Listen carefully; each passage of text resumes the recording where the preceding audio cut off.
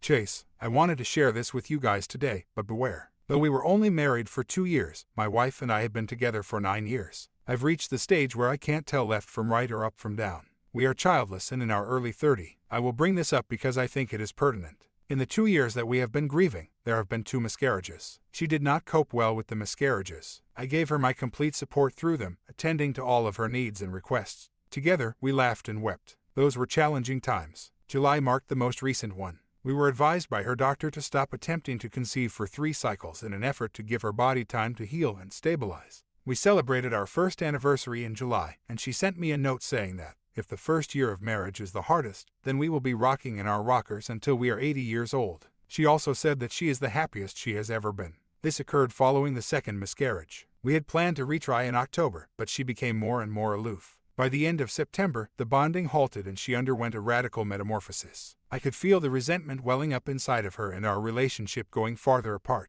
She left her house at 5 in the morning to go to work. She seemed to be avoiding me, somehow. I brought this up and mentioned that we should strengthen our bond and spend time together. She continued, stating, "It feels like we are roommates." I was a little heartbroken by her statement, and I freaked out, not at her, but at myself, after discovering what that typically meant after she said it. To revive our relationship, we made the decision to go on date evenings. For several weeks, the date evenings worked well, but after that, it felt like she was just going through the motion and wasn't really there. I searched through emails and sold bills, but I couldn't find anything. She decides to drive out to the shops at the end of September to buy new outfits. I decided to remain home and make a lovely supper for the 2 of us. It was a difficult farewell when she departed, but her first words upon returning home were, "I'm not sure if I love you." I felt a flurry of emotions after reading this. Didn't even get to finish preparing dinner. To be honest, I cried and thought my heart had broken. Regardless of the response, that's what I did. I regret it a little bit now, but it's too late. I brought up marriage counseling the following day, but she flatly refused to participate. She refuses to talk to a therapist. I was so abandoned and deceived. As if nothing was wrong, later that day she asked if I wanted to go to the store and buy new sweaters. I went because I was so lost. Who wants to go shopping after saying anything like that? The next week was really awkward. I stopped saying I love you and other typical things, and I gave her some space. The woman I've known for 9 years was not the same as she was acting. She tells me she regrets what she said more than I will ever know when she and her mother traveled to see her older sister the following weekend. My anxiousness was somewhat reduced by this, but not entirely. Not even over the phone, much less in person, did she say this. She said it by text. However, texting appears to be conversation to her. When she returned, I also brought up marriage therapy again, something she declined to do. Nevertheless, I scheduled the meeting. The next week, we had a disagreement. I had our only automobile, and she was working late. She texted me while I was headed to pick her up, saying Sean would give her a lift home. Sean, who are you? The week before, while they were working on a setting, she told me about Sean and they had lunch and drinks. This did not cause me any problems at all. She didn't like it when I called to tell her I would come get her. I told her that I was already on my way and that her husband could easily provide her with a ride, so she doesn't need a coworker for that. Don't get me wrong, I've picked her up from work 100 times. Nothing similar has ever come up. She thinks that the reason I came and got her was because I don't trust her. I have never, ever had trust concerns in our relationship. She had trust concerns from the beginning, which I managed to resolve. I knew that she would go through my phone because I put it out of reach. She felt at ease knowing that I loved her and had nothing to hide. I think a portion of this has to do with her early years and her father's leaving when she was 3 years old. Although I'm not a psychotherapist, she still talks to me about that incident and hasn't forgiven it. She continues to tell me during this conversation that she believes the marriage was a mistake and that she chose to marry me since it was her lifelong dream. She added, "I haven't felt loved in 9 years. I asked her what makes her feel loved, and her simple response was, "I don't know." She always says, "I don't know," when I ask her why anything is bothering her. That night, she moved out of the bedroom, and things stayed that way for 3 weeks. The comforting remark really got to me because, yes, I am a cheapskate and have been for the most of our relationship. She has mostly driven my car, which is the only one we own, for the past 2 years. She quickly agreed when I requested for half of the mortgage payment and other household expenses. I also advised her to go buy a car, which she did. The moment she left the bedroom, everything became quite unclear. I was trying to turn around, and there was no communication at all. She would say, "What if I sat on the love sofa instead of the couch with her? You no longer wish to join me in sitting on the couch." I ignored the numerous passive-aggressive remarks she made, such as this one. Then she made the decision to inform me that she would not be joining me on our Thanksgiving trip to see my family in Florida. It did not surprise me. Originally, we were going to drive so the dogs could accompany us, but I ended up purchasing a ticket. She reconsidered her decision to go 3 times. "I'm going. I'll go instead of not." I refused to. She slept on it before she spoke the last "I won't go." We went out to supper before my journey to Florida, and she inquired about my flights as I had not mentioned anything aside from her striking up talks. I told her I didn't know when I would be home and that my flight was leaving on Friday. When I declined her request to drive me to the airport, she accused me of putting myself in a difficult situation.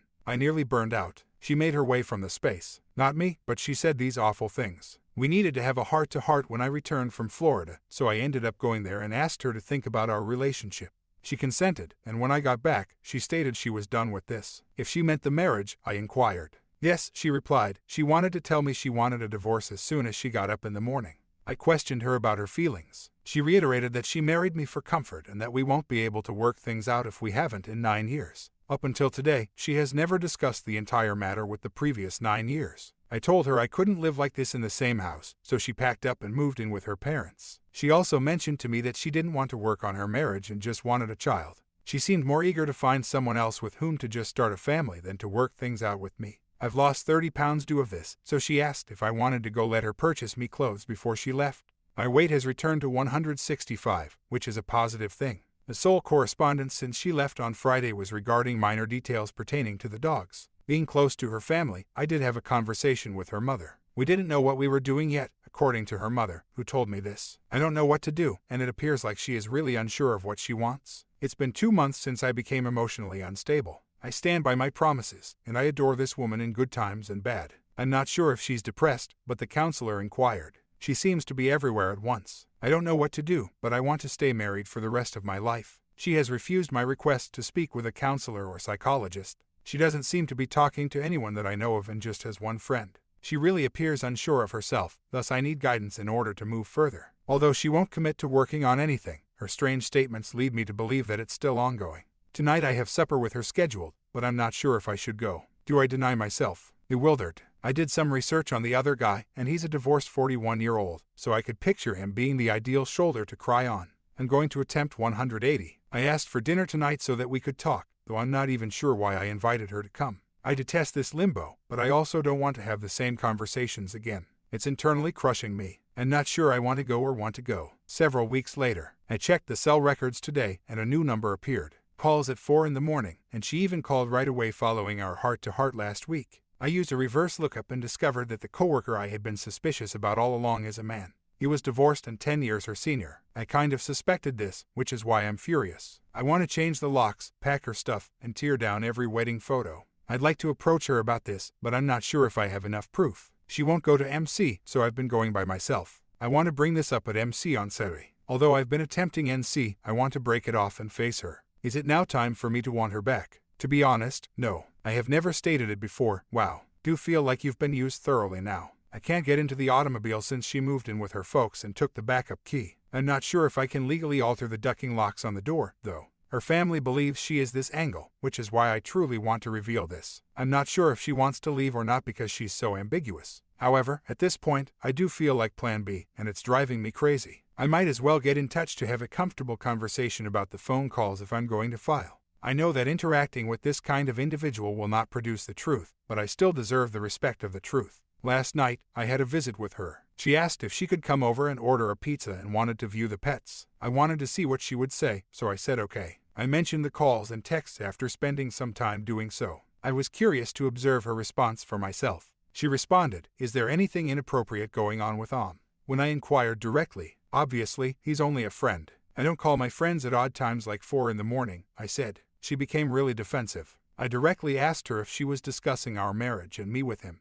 She acknowledged that's precisely what she's doing. I lost it over her. Over the past 3 months, I've repeatedly bit my lip out of fear of saying the wrong thing, upsetting her, and losing whatever hope I still had. She does these things that make me feel confused, similar to asking me whether I hate her after dropping the divorce, or what's not right. "You detest me now," she even wrote in a message she left when I wasn't home. At random, she texts me to say hello. I'm so frustrated by all of these things since they're so confused. A few weeks later, I filed. I felt guilty about it, but I also thought it was my only choice. She contacted me to talk about the divorce 2 days later. Last week, papers arrived late for her. Initially, the purpose of the sit-down was to talk about everything in detail, but it quickly became emotional and we began discussing the relationship. I'm not even sure how that came about. Most likely, I started it as soon as we spoke. She was in tears. They appeared to be real tears. I made an effort to remain composed. When we got to talking about the specifics of the divorce, she revealed to me that I had filed for it less than 2 weeks after she moved out, more like a month. She seems agitated over that. I was sick to my stomach the day I learned she had been served. I was furious that this had occurred. I informed her that I had no other option and that this has been happening since September. Despite my repeated attempts, she refused to go to MC. She claimed that since she walked out, my behavior hasn't demonstrated to her that I desire to work on anything. She stated that I haven't texted and that the last time we saw each other, I seemed upset. You have a funny way of expressing it. The last time I saw her, I was furious. I reminded her of the things she had said to me, even though she had dropped the hint. For what reason would I text? I stayed put. What about her outright rejection of MC during the previous 3 months? She expressed her belief that I had no desire to work on anything. I don't get this at all. Am I losing my mind? Was she absent for the entire 3 months? How can you clarify it further than when I set up the meeting with the MC? Are you coming? She informed me that the instant she removed her ring, her mother showed her the email I had sent regarding the other man. She claimed that it infuriated her greatly. She stated it's her life and none of my concern when I inquired what it was all about with other man, my texts at 4 a.m. and late at night. She said, that's just the way it is when I get something stuck in my head. This is untrue. What more must I believe? Why even bother with me? I mentioned to her again that I had an application tomorrow morning, and she said, I'm not sure how to respond to that. I have no idea why I even attempted. I harbor a sliver of hope, I suppose. What makes me return for more? How come I can't settle for 1 second? One moment I'm sure of my choice, and the next I'm doubting it. It's an insane mindset to have. It breaks me on the inside a little when I see her weep. Other than giving her the D she has repeatedly requested, I'm not sure what I've done so far that would make her weep. Am I acting insensitively here? First of all, 2 months later, my emotional state has changed from what it was at the conclusion of Dex. I still get incredibly depressed and cry uncontrollably at times. Even though I feel like I'm becoming stronger now, which is encouraging, I still struggle and it seems like there will never be an end. If I'm being completely honest, though, I still had optimism, which is absurd. I have been trying very hard to move things along since the end of December, getting an appraisal to see how submerged the house is, etc. You know she played it exactly as written, don't you? The appraisal took place on my birthday in early January. After the assessment, she came over and asked if she could take me out to dinner on my birthday. I replied courteously, I have plans, which I actually did. I have been trying very hard to move things along since the end of December, getting an appraisal to see how submerged the house is, etc. You do realize that she adhered to this ridiculous script. The appraisal took place on my birthday in early January. After the assessment, she came over and asked if she could take me out to dinner on my birthday. I replied courteously, I have plans, which I actually did. I replied when she texted me later to ask if we could talk. Foolish. She appears an hour later, sitting on the couch with tears in her eyes, and says, I'm not prepared to abandon this. She's been so cold for months, so I was a little surprised. I advised her to schedule an appointment and let me know the location and time if she wanted to visit MC. In fact, I would want closure. She tells me she informed him they can't be friends after I bring up her pal. They were merely buddies, she insists. I ignored it, thinking the debate wasn't worth it, but I noticed how her expression went from sobbing to becoming irate. When was brought up, there was a very telling agitation. She consented to visit IC and then schedule a meeting with MC. I'm not sure if this has actually happened. Over the past few weeks, we did get together a few times. It was amazing how much she wanted to forget about the previous 3 months. How is that possible for someone? How someone can compartmentalize that well is beyond me. Her desire was to vacuum the carpet. When she asked if I would go meet the baby and have supper at her sister's house last week, it all came to a head. Something that we used to do on a daily basis. It's stupid, yet I said yes. I've always said that I knew he had contacted her the day before and didn't want to doubt anything. I snatched her phone, went in the car, and looked. Not a text. I strive to keep my text inbox clean, unlike yours, which has texts from everyone who has ever sent one. When people question why this is what I received. No way, Sherlock. You can't be any more organized with an iPhone, and I have no need to erase them. I was curious about her New Year's activities. All I wanted to know was, she was in a motel in a different state with him for New Year's. She told me that we had a cheek kiss. With her, I'd lost it. She's been having sex with this guy, I know that. I understand, so kindly inform me of my blindness. I understand that. It was nice to let it all out on her. And negative. Still, I had a lot to say. I told her again everything she had said to me and the decisions she had made. I let out everything that I bit my lip on. That was something I had to do. I've since gone dark once more. Ever since I began pursuing these, she has headlong declared her love for me. Ridiculous. Where was that on Thanksgiving, Christmas, and New Year's? You haven't done a single thing you said you were going to do. You act angry when we talk about and won't even acknowledge the things you've done. Who knows how far back you went? Told me she didn't want to give up, and you know damn freaking well that you did. She also told me she never said things like, married you out of comfort. That is beyond me. How can she deny it? She is no longer there. In my opinion, the opus made a good first step toward respecting himself and his emotions. Proceed. Story 2. After work, I got home to find that thing W was in the mood for a quick chat. This is when my panic started to creep in. She claims a number of factors, including our lengthy relationship and the length of time I work, for why she wants a D and is leaving me. Please take note that I just took this action to keep us afloat. In addition, I am domineering, I don't prioritize her, and, the worst part, I am no longer what she wants. At this point, my ear began to ring. The most terrifying aspect of this was how composed and at ease W seemed. It was organized. Other people knew that she had packed. No other man, she insists, and I kind of believe her. We intended to pursue parenthood. When it came to manliness, I did not look my best. It used to be loud and intense when we argued and fought. I'm terrified that this wasn't the case and that I sensed it was coming but couldn't figure out how to tell her. I'm not a very emotional person, so this overwhelming numbness mixed with intense emotional outbursts that nearly brought me to tears is so foreign to me that I worry I'll never be able to get past it. I pleaded with us to do something, even with MC, but the commas said no. I know that sounds weak, but she is my best friend and I have no other friends who even come close to being as close as she is. Friends and family are not local, and I'm not even sure if I can trust them. We've been really aloof lately, and everything I did was treated with disdain as if I ought to have known better than to say anything. Now that it's the following day, after spending 18 hours trembling, screaming, crying, and staring into space, I am really starting to embrace the numbness since it prevents me from thinking about anything. I've texted people pleading with me, and they have responded with cool, collected refusals. I get upset when drawers and cabinets are empty. I'm not sure if I should call and ask for help. But what good would it do if she doesn't want me? I wish I had the opportunity to take action against this last year. I feel horrible if I don't cry for an hour or so right now because I worry that I won't cope with this or go ahead and take action. My standard man setting is either black or white, fixed or broken, and if broken, correct it. However, I'm not sure how to make it work. I did discover it, but I reasoned that if I just gave everything I had in an attempt to get her back, I wouldn't feel guilty if it succeeded. A tiny part of me is realizing now that after posting that phrase above that I have no idea who I am by myself. I came to the realization that something we did 2 years ago had a name after reviewing a few things. She insisted that her E was not a P, though I hid the information, hoping we could work things out. I did find evidence that this was a lie, and for a while we did. I've been such a fool, man. I've been W's only provider for a long time, so I've had a lot of pressure to bring in enough money for both W's education and our daily needs. I guess it's the silver lining, lol. This might have been influenced by W's recent discovery of independence via employment.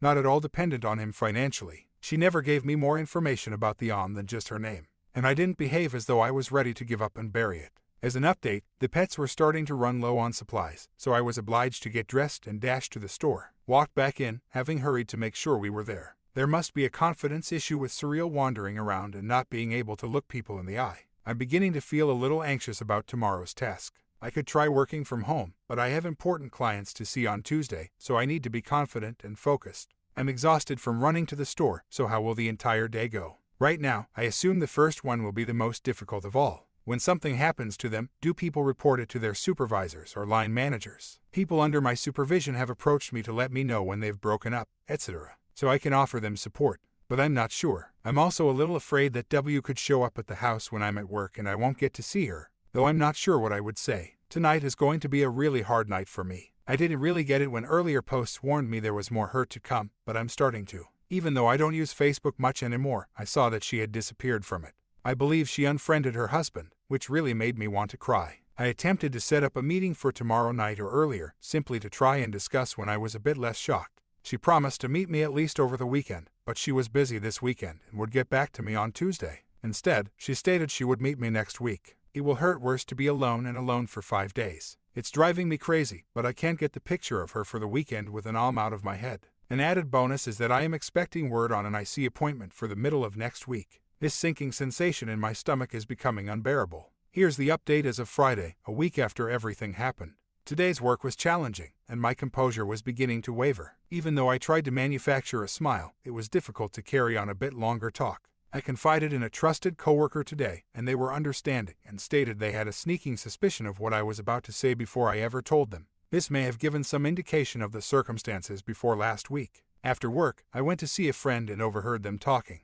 Then, I went to a hardware store to get ladders. Purchasing it seemed like a male thing, at least. I've started to worry a little bit that I'm just able to express fear. I have therefore abstained from coffee, drink, food, and, shockingly, music for the past week. We used to constantly listen to music, in the house, in the car, on headphones, etc. I believe I gave it up completely because I connected it with happiness and I was unable to tolerate any music. However, I only listened to one song on the way home tonight. Something bizarre happened during the Coldplay cover. Like I hadn't stopped crying since she left, I was unable to stop crying. The fact that I could still feel that way later made me feel a little comforted. It felt more like 7 years than 7 days this week. Update: I've been here exactly 1 month now, and wow, it was strange earlier. I was sitting there, dumbfounded, watching TV when a love scene started. I was limited to crying and not moving. It took a while, but I'm kind of happy that I was able to express some of these feelings. I can tell that I've improved a little bit during the past 2 weeks, if not more than before everything happened. However, this is quite difficult. I said, let her try it and see if she will miss you. She will soon discover that the world is a lonely and frigid place. Preserve some hurt and letdown for yourself. Perhaps it's a better life without her. It's time to give yourself some alone time. Story 3. Firstly, I would want to say that I have been forced to stare in the mirror at myself quite a bit due to my current position with my wife. Since I began personal counseling, I've been able to see that I've been struggling with anxiety and depression for a long time without really knowing what it was. My spouse struggles with anxiety and possibly depression as well. This will assist readers understand my thoughts when they read the remaining material. My love for my wife is beyond words. Anything, for her. We've always aged together, in my opinion. I recently got married to my wife last summer. We've spent more than 9 years together. No children. While I work days, she works graveyards. A few months back, I became acutely aware of her. At least struck me as abrupt. Being extremely separated. Essentially ignoring me, if I may say so. Of course, this caught me off guard. I attempted to discuss it with her at first.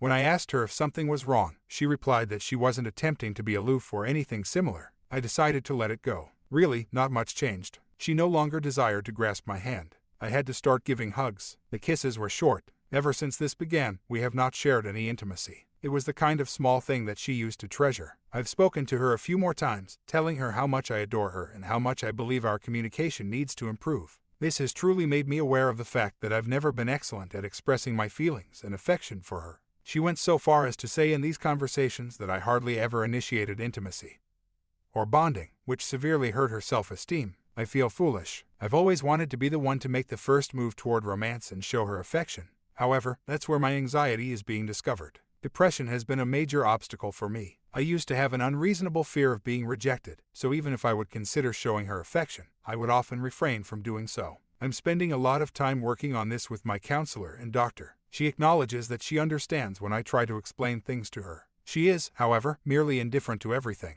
As if she's indifferent. Her parents, who genuinely adore me, and I had a conversation. They also reassured me that she is focused on me and believes my recent neediness is just a coincidence. This is a combination of my overcompensation and my sincere attempt to reveal who I truly am. I've discovered that discussing my feelings with others greatly reduces my worry. I used to hold everything inside. I believe that I began showering her with presence and affection, which truly started to stress her out. She has informed me that the serious conversations simply exacerbate her nervousness. Anyway, a few weeks ago, before she left for work, we got into a heated disagreement about her constant texting and Facebook use because this is another issue. She has been quite active. The day before, I asked her directly if she was having an affair, and she answered categorically in the negative. My spouse is not good at lying, so even though she hardly ever does, I've gotten very good at reading her and have been able to tell when she does. I have to trust her since when I asked her, she didn't even hesitate to tell me she wasn't having an affair. The following day, after our explosive confrontation, she stormed out the door to go to work. As we were texting one another at the time, we both felt like horrible individuals. When she returned home the following day, we spoke, and she announced that she was going to stay with a buddy from work. For a few days, it's a girl pal. I told her to do it if that's what she needed. She claimed that her head was a muddled mess, and I didn't want that. She concurred that our relationship needs improvement. Well, 3 weeks have passed and she has still not returned home. About a week ago, she revealed to me that she wasn't sure she was in love with me, even though she claimed to love me. She claimed to be on the verge of a nervous breakdown. She told me that because I wasn't providing her with the necessary attention, she had to learn how to be more independent. Since I am aware of how awful I have been at this makes a lot of sense to me. She even raised the possibility that it was a hormonal issue. My wife stated that at this time, she did not want anything changed, as if she's against getting a divorce. I informed her that we should start attending marital therapy. Her folks also informed her of this. She promised to go. However, she is content where she is at the moment and wants to stay. She claimed that she had reached the point where she looked forward to seeing me at home because she knew that I would seriously question her about our relationship and that her anxiety would skyrocket. In a few days, we have our first counseling session. Our main method of communication is texting. She calls me every few days as I want her to. Despite how difficult it is, I've really tried to back off and give her some space since I feel like she's slipping away from me. I'm making a lot of effort to improve myself. My ability to express my feelings has greatly improved, but showing her seems very suffocating.